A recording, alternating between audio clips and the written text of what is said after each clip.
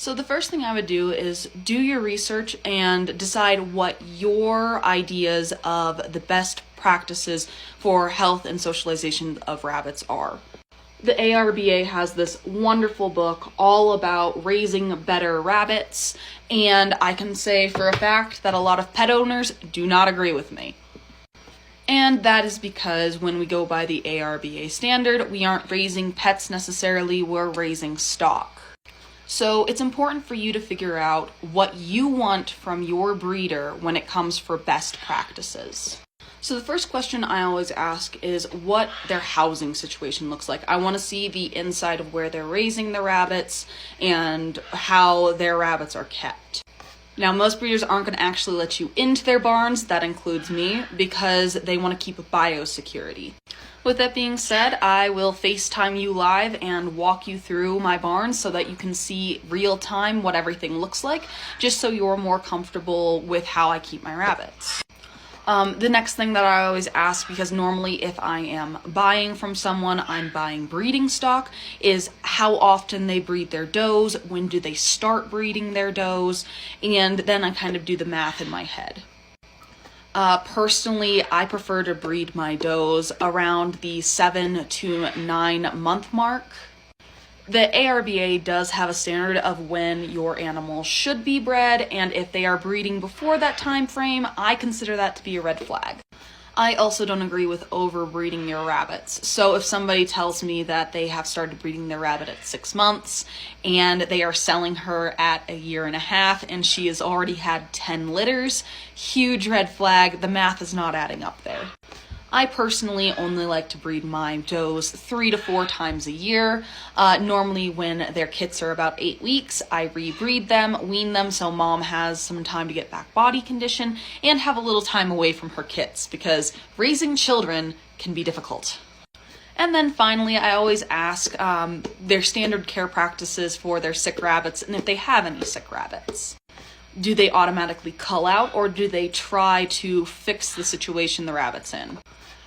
For instance, right now, I talked about my buck Coco. He poked his eye with a piece of hay, and he had a runny eye. It's doing much better, but it's still a little runny, but we're fixing it. So figure out what your standard is, make your list of questions and what answers you want, and go from there. So I'm doing my nightly feed. Let's talk about setup. So I have a stack here, I have hutches, and I have huge grow out pens. I also have large runs and large colony setups and grow out tractors for in the summer when we have more bunnies.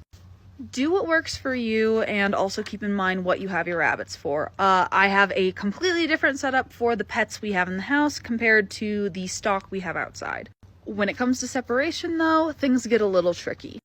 For now, I keep my bucks separate, and that's just to ensure that I know who is the dad and when babies are born. This mom has 8 kits, and those kits will stay with her till at least 8 weeks. At 8 weeks, I separate out the male bucks from mom, and then I slowly start taking the female does away from mom so that she slowly dries up her milk and she doesn't get mastitis. Bucks and does will stay with each other until they hit about 12 weeks.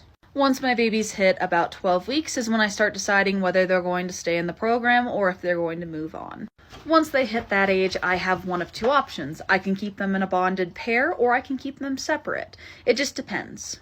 This is my bonded pair of female Rex, and in the summer they're going to go into a colony setup.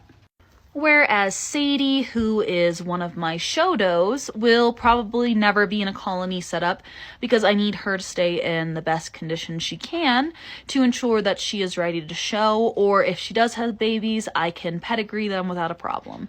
I think the idea here is do your research and do what works for you. If you're not worried about pedigreeing your rabbits, a colony setup is a lot easier to handle and might be the best option for you. If you do show rabbits and you need a pedigree, then maybe keeping them separate or in pairs is also the option. Whatever it is, do your research and do whatever works best for you. So I was on Pet Talk, right? And I keep seeing this trend. And I'm just in a silly kind of ranty mood. So I have a pet peeve, right? And maybe I'm on the wrong side of things, maybe I'm on the right side of things. So I'd really love to hear your opinion.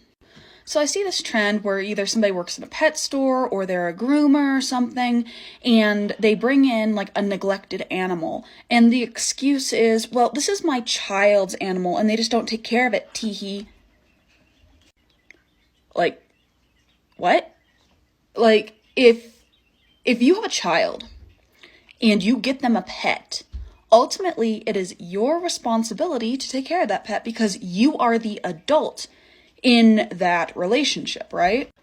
Now, don't get me wrong, I'm not saying that your child shouldn't take care of their pet at all, but ultimately, as the parent, it is your responsibility to check in to make sure that animal's being taken care of.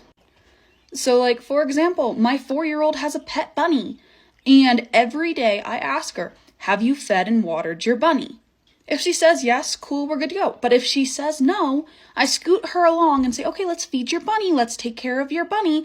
Because ultimately, even though it is her responsibility to feed and take care of that bunny, it is my responsibility as the adult to make sure it gets done because it is a living being.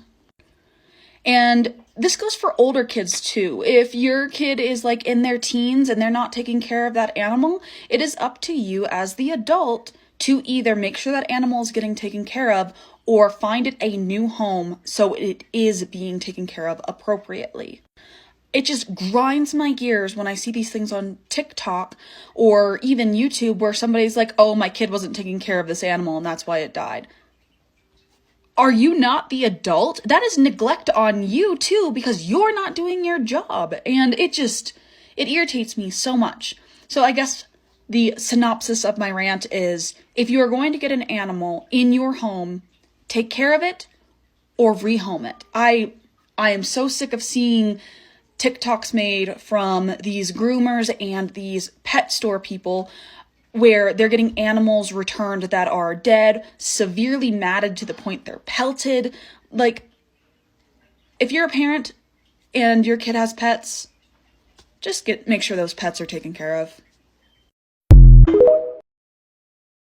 Hey y'all, before we get going on this topic, I just want to say trigger warning. I am going to be discussing dead baby bunnies, and if you don't want to talk about, see that, maybe you should skip this one. So this morning I went out to feed and I found that some of my 4-week-old babies had passed in the night. They're old enough to where they wouldn't have died from the cold, and it didn't look like mommy crushed them. So the only obvious reason for them passing is something called GI stasis. GI stasis is common when baby bunnies start eating solid foods such as hay and pellets. Basically, it's where their gut biome hasn't produced the right amount of flora or the correct kind of flora to be able to digest the solid foods that mommy is also eating. Unfortunately, in many cases, there's nothing you can do about it. If you catch it early enough with bloated bellies, you can try gas drops as a last-ditch resort. I've also found that I've had some success with putting apple cider vinegar in the water that the babies are also drinking. You can also try to prevent this by giving hay first and letting them munch on hay before going on to pellets. We most commonly see this in babies that are just leaving the nesting box and at 8 weeks. So these guys have been slow to leave the nesting box because of how cold it's been, and they're starting to eat solid foods with mommy, so it's no surprise that we lost a couple. Unfortunately, if you are going to raise rabbits, this is something you have to look at, and although it's not something that I enjoy, it is unfortunately a part of life.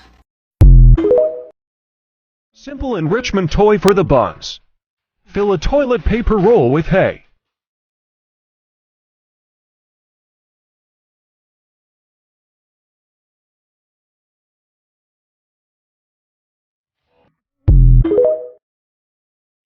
So this is a great question, but the answer can be a bit complicated. In some states, you actually need special licensing and inspections if you are going to sell meat to a restaurant or a market. But if you're selling live animals for other people to butcher out, or you're in a state that has a capacity law, meaning if you sell less than 500 rabbits within a year, you might have a little more options. So do your research and figure out your state's laws. Now, I sell live rabbits. I don't sell meat. And the reason behind that is I use a dual purpose rabbit. For the most part, I have Rex rabbits. They're my favorite rabbits of all time.